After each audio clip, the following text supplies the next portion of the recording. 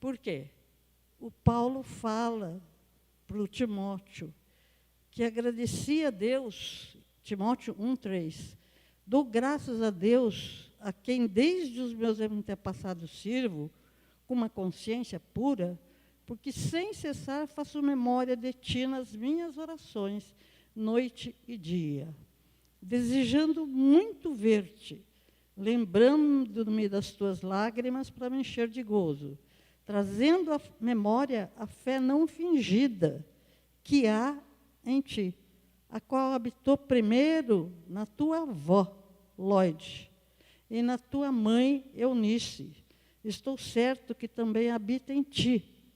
Por esse motivo eu te lembro que despertes o dom que existe em ti, pela imposição das minhas mãos. Ou seja, os antepassados, a avó e a mãe, ensinaram as escrituras, porque o judeu ensina os filhos desde muito pequenos. Toda noite não dorme sem orar em hebraico sempre. O Shema Israel, Adonai Eloheinu, Adonai Echad. Todo judeuzinho já sabe, desde pequenininho. E nós temos que ensinar aos nossos filhos a palavra de Deus. Ensinar, ouve. Porque o nosso Deus é um. E todos, desde pequeno, têm que saber que não existe muitos deuses. Existe um só Deus. Pai, Filho e Espírito Santo é um só. Adonai Echad. Não são três pessoas. Eu não canso de repetir isso para que fique bem gravado. Você tem esse corpo, que infelizmente às vezes fica dodói, né? Mas você tem uma alma, que é os seus pensamentos, suas emoções, e você tem um espírito, que é a sua semelhança com Deus, porque Deus é espírito. Você é três pessoas ou é uma só? É uma só. Deus é assim também, Pai, Filho e Espírito Santo, é um só. Desse jeito fica mais fácil, né? A gente entender que Deus é um.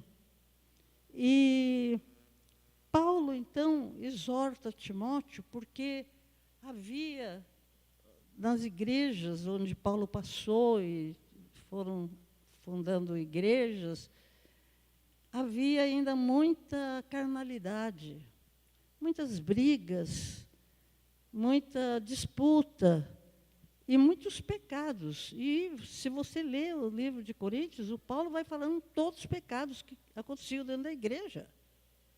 E é diferente hoje? Não é. Não se espante e nem enfraqueça na fé. Ore para que os que estão fracos se fortaleçam. Que os que estão pecando deixem de pecar.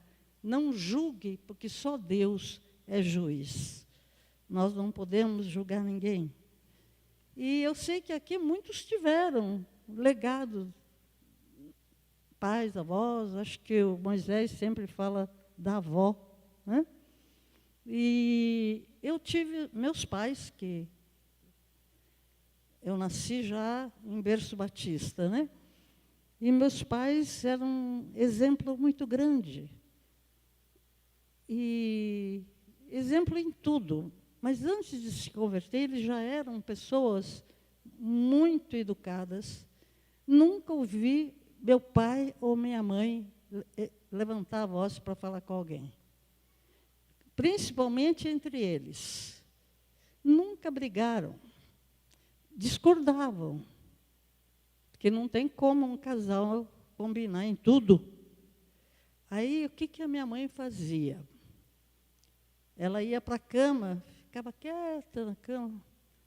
Daqui a pouco vinha meu pai, que detestava que comesse na cama, porque papai não gostava. Assim, tudo tem o lugar certo, comer é na mesa da sala, né? E não comer na cama. Mas como a gente sabia que ele estava com algum problema, porque a mamãe ficava deitada e o papai levava bandeja com chazinho, bolachinha para ela. E a gente só ouvia que eles ficavam não ouvia nada do que eles falavam, de tão baixo que eles falavam, e a gente querendo saber o que eles estão falando, né? Então, a gente sabia que havia algum problema. Mas era desse jeito que eles resolviam os problemas. E isso é muito lindo. E outro exemplo lindo que papai deixou, muitos aqui sabem, principalmente o Marcos Henrique, que vive lá me ajudando a arrumar os relógios, né, Marcos Henrique? Meu pai era um relojoeiro muito procurado. As pessoas levavam, porque na época que não existia esse tipo de relógio com bateria, sei lá o quê, hoje tem tanta coisa que eu nem sei, mas era de corda, né?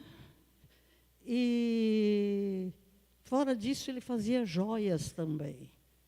Papai era muito caprichoso e ele tinha uns cofres, não sei se os mais novos aqui chegaram a ver, sabe aqueles cofres assim, parece uma geladeira de tão grande, pesados, e tudo tinha o segredo para abrir o cofre, né? Papai tinha uns 3 ou 4 cofres. Eu nunca cheguei a ver, ter curiosidade de saber o que tinha lá dentro. Primeiro que o papai não deixava ninguém chegar perto.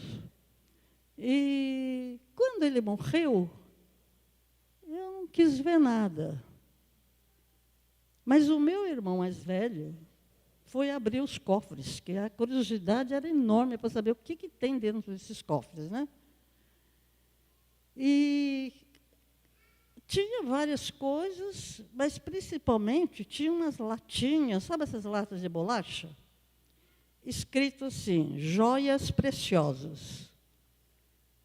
Meu irmão ficou interessadíssimo para ver quais eram as joias que estavam ali, né? Quando começou a abrir, dentro tinha vários papeizinhos dobrados. Abria, era uma passagem bíblica.